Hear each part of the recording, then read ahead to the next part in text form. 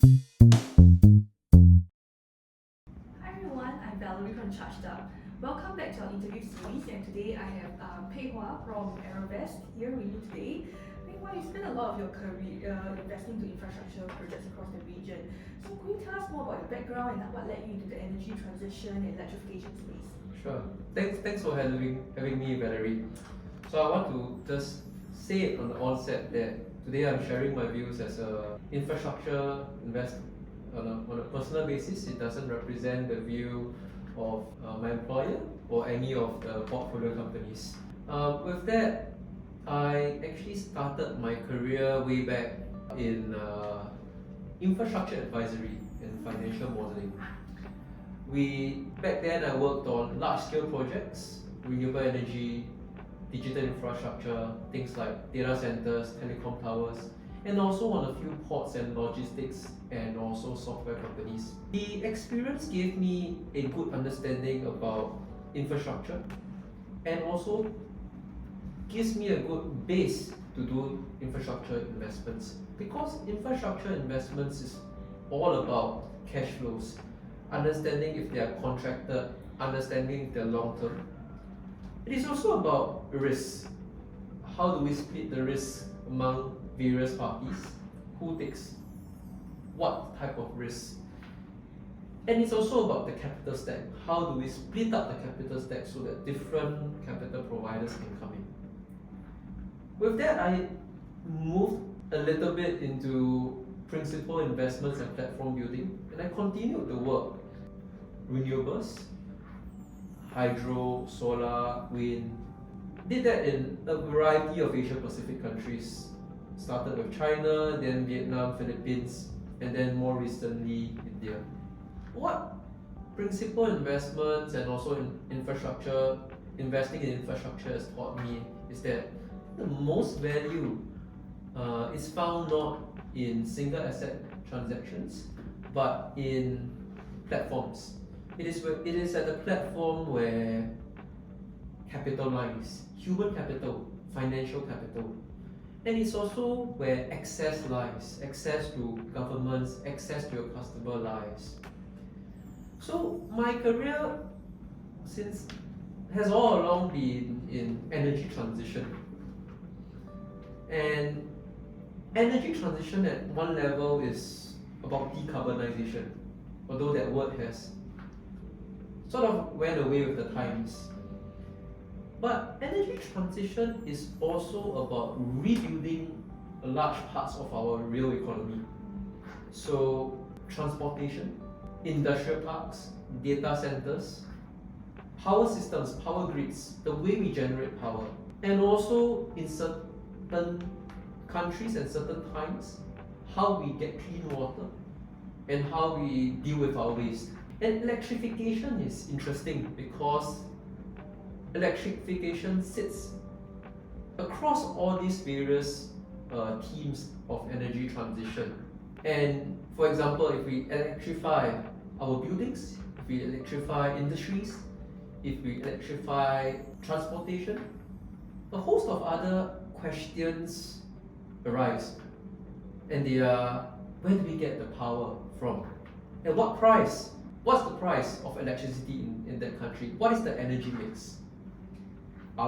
Is the country generating enough electricity to begin with to support electrification? So today, electrification from a technology perspective, I think we are there. To electrify most parts of our economy, the technology to electrify is there. The question is business model in my mind. Can we develop new business models in electrification such that we can offer a compelling product to customers? Can we have a business model that allows different capital providers, long-term capital providers, to participate and to fuel the growth? And as more and more sectors electrify, the bottlenecks looks more and more infrastructure-like to me. We ask ourselves, the bottlenecks are grid access. How can we get power? How do we get land? How do we get the permits? All these are infrastructure bottlenecks. And therefore, this space is extremely exciting for me, because to me, energy transition, or the next phase of our energy transition, will not be won by just having the best hardware, just having the best software. It is won by whether we have the right business model in order to scale. And you recently wrote an article about the importance of evaluating EV infrastructure through the total cost of ownership lens. Could you tell us more about it, and from an investor's perspective, what are the key factors that makes EV and charging infrastructure projects bankable today? Yes, the total cost of ownership article. That was actually motivated when a couple of friends and I, we were at dinner and we were discussing whether we should buy an EV or not. Some of us, our COA is coming to an end. And then I decided to take an infrastructure lens and understand what does it really cost to own an EV. So for an individual, it's not just about the cost of the car, it's not just the cost of the chargers, it's also about the maintenance cost. It's also about insurance costs in Singapore, also about subsidies, and also about taxes. Yes. Not just the upfront ones, but also over time. And probably the cost of your time as well. And the cost of the time, where can you find the charges? And also Singaporeans residual value of the vehicle. For fleet owners, there are some additional considerations. They need to think about length of charging, because to them, vehicle uptime is incredibly important. What's the daily mileage of an EV? So when I look at EV charging, I take the same infrastructure lens. A charger is a real asset, but if it's sitting in a poor location, underutilized, then the cash flows that this asset is generating is not infrastructure-like. I will use 5 or so filters. The first one is utilization. Investors will ask, who is charging? How frequently are they charging? Or is there a fleet operator that can anchor the baseline utilization of the asset? Second would be site control and location quality. For public charging, location is everything. Can drivers have access to amenities or do his daily routines while the vehicle is charging? Or is it a location at an office where the driver is leaving the vehicle there to charge for the entire day? Therein lies the difference. For fleet owners, the location of the chargers is also important. Is it in between the routes that are usually plied? Do I have priority when I get to either the charging or swapping station, and how long it will take once I reach the charging or swapping station? Third would be grid access. And I think that is something becoming more and more important today. If you install a very fast charger at a location where the local network cannot support that sort of voltage, what you are essentially paying for is you're paying a very high price for a fast charger, but the charger can only perform at a lower quality or a lower charging rate. Fourth would be revenue certainty. Is the asset being paid on availability, or is it a merchant asset? Merchant asset meaning, are we building the asset and waiting for customers to come and charge? If we are waiting for customers to come and charge, and if it's a developing economy, such an asset would probably be a little less investable. The next one, fifth, would be technology obsolescence and capital discipline. Charges are or have changed rapidly over the last couple of years. As an investor, am I investing in something that can be easily upgradable, future-proof? Or do I need to revamp the entire system? And capital discipline is also important. Am I rolling out assets, charging assets ahead of demand, or actually in line with demand? And I think the last point would be regulations. EV charging infrastructure cuts across different verticals. We've got power, we've got buildings with safety codes and standards. You've also got digital compliances, because a lot of EV charging has software involved. So countries or jurisdictions where it's clearer, where laws and regulations are clearer and more transparent, investors generally find it easier to enter into. So from an infrastructure lens, when I think about investability, I'm not asking myself, is EV going to be adopted? The main question I'm actually asking myself is, are the assets or the company that owns these assets, are they generating cash flows that have non-binary risks? Or are the cash flows volatile? So that's the key in my mind. And many of the biggest opportunities in electrification today require collaboration across the entire ecosystem. So what do you think makes a successful partnership in the ecosystem? Electrification is one great example why infrastructure should not be built in silo. If we take the same example, EV charging or EVs, the industry, as an example, the value chain includes many players. You start off with your manufacturers and your brands, then you've got your battery providers, you've got your charge point operators, you've got insurance companies, finance companies, leasing companies, and at the end of the spectrum, regulators. If any part of this value chain is broken, then the proposition to the customers is weakened and adoption rate of EVs fall. So partnerships matters. But what does it mean by partnership also matters to an investor like myself? Is it an MOU or is it something more concrete? To me, partnerships are there to solve a coordination problem, and there are a couple of ingredients. First is the scope of the partnership. Are we talking about a very broadly defined scope like support electrification of a country? Or are we talking about a more narrowly defined scope like support electrification of all the ride-hailing vehicles by a certain date in Singapore? The more narrow the scope of the partnership, the easier it is for the partners to then bring back the partnership, bring back the agreement and implement it. Next would be the economic incentive and the risk that each of the partners are taking in the partnership. Who is bringing the land? Is it the building owners? Or is it the charge point operator? Who is taking care if electricity prices rises? Are these passed on to the consumers? Or is there someone that underwrites a long-term electricity price? Who is responsible when a single charging asset fails or is not able to charge? Is it the responsibility of the charge point operator? Or is it the manufacturer of the chargers? It may seem very detailed and overly detailed, but by fleshing out these risk and economics of the various parties will make any partnership more concrete and easier to implement.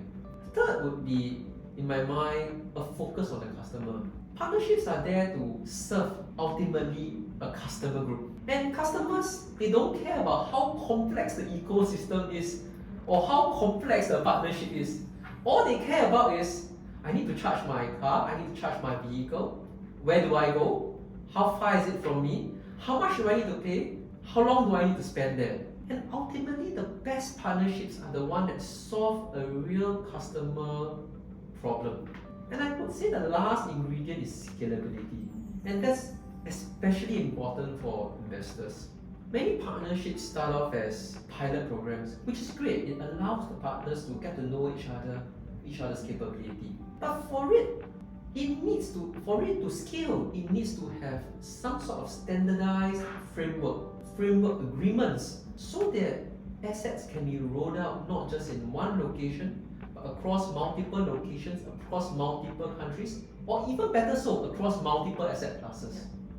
That requires some standardization of contracts, requires some standardization of your technical design, but then that's important for scale.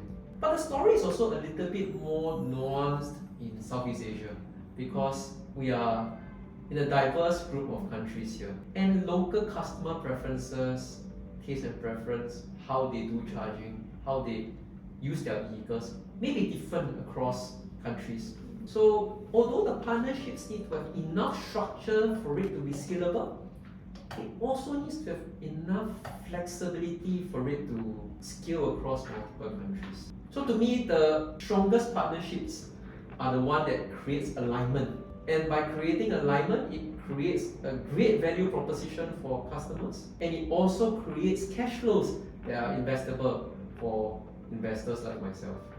Well, we're excited to have you join us at our ChargedUp conference in July this year. So what are you most looking forward to at the conference, and what are you looking forward to discussing about the future of Southeast Asia's electrification? So, I think the thing that I'm most excited about in joining the ChargedUp event is really the diversity of viewpoints and the diversity of perspectives that we're going to get.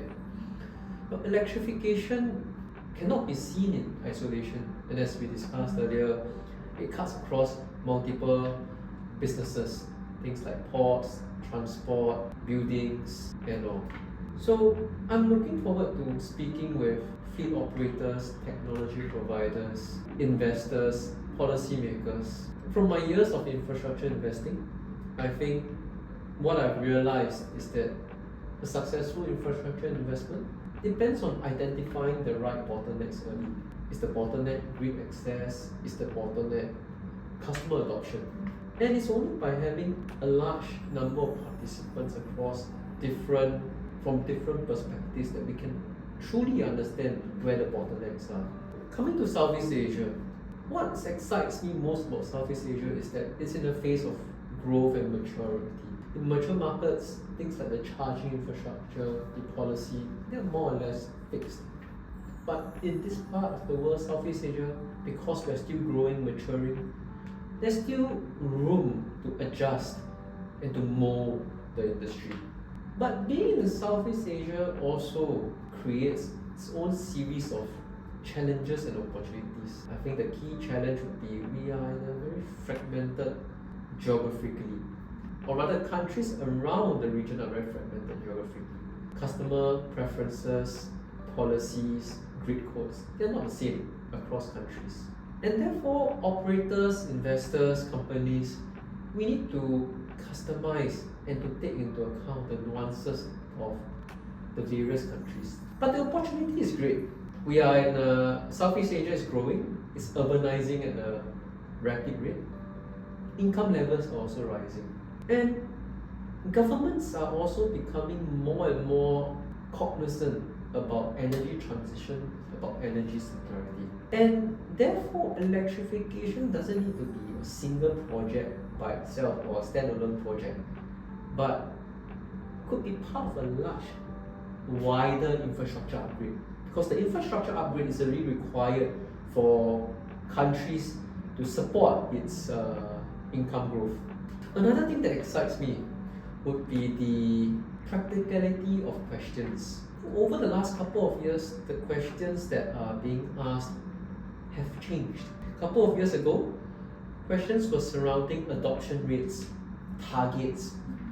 Today, the questions that I'm hearing are around things like, what is the next fleet that we are going to electrify?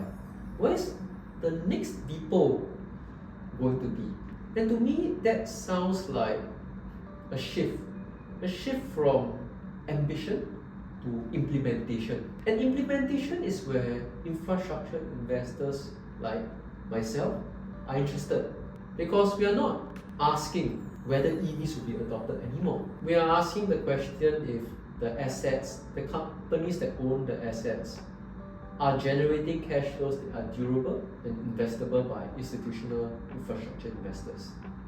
So practical conversations is what I'm most looking forward to as our region moves from adoption to implementation. Thank you, Pei Hua. We look forward to having you at the event. Thank you so much, Valerie.